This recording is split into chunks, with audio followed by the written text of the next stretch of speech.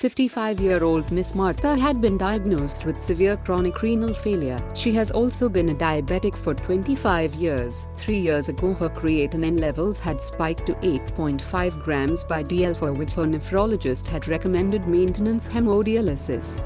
Martha was on hemodialysis through an AV fistula for 1.5 years after dialysis 3 times a week. One day, Miss Martha's AV fistula stopped working. This was due to narrowing of the veins because the delicate veins are exposed to the high blood flow from the arteries.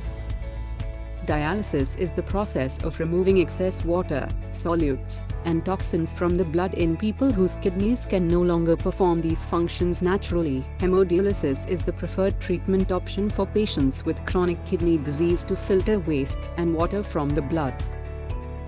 Arteriovenous fistula, AVF, is a preferred vascular access for hemodialysis as it has better access patency, low maintenance cost and low risk of infections. Sometimes, the fistula used for hemodialysis can become infected, blocked or narrowed. The blocked fistula can be treated by a fistuloplasty.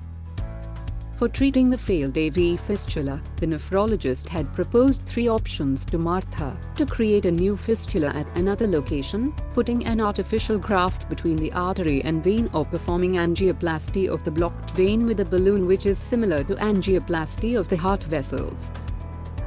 All 3 options have their advantages and disadvantages. New fistula creation is easy and is a highly successful way, but it has an additional cost. It also exhausts a potential access for future, rather than repairing it. Putting an artificial graft is an easy surgery but has limited longevity and is much costlier. Angioplasty of the vein is a simple procedure, has a success rate of 90% and preserves the current fistula rather than exhausting another location. However, it is an expensive proposition. Miss Martha approached Dr. Raghu for suggestions. After reviewing the reports, Dr. Raghu suggested that dialysis fistuloplasty was the most desirable procedure for her. Dr. Raghu routinely performed this procedure and was an expert in it. AV fistula is created by making a connection between the artery and vein at either of the elbow or the wrist. Female gender, lower arm fistula, having diabetes and smaller artery size are all risk factors for AVF failure. Balloon fistuloplasty involves insertion of a small balloon that is inflated at the narrowed regions of a fistula, thereby widening the lumen and facilitating the process of dialysis. In this procedure, first a needle is inserted in the fistula, usually followed by a fine plastic tube, and a dye is injected.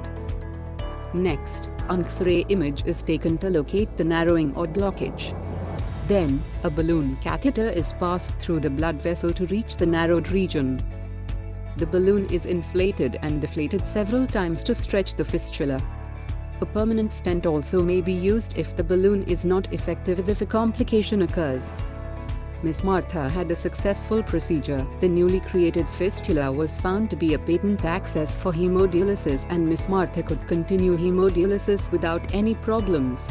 Dr. C. Raghu at Aster Prime Hospital is the best doctor to treat dialysis fistula failure. At Aster Prime, we have highly experienced in-house interventional cardiologists, 24/7 cath lab services, and a highly trained staff. We also have a facility for online discussion.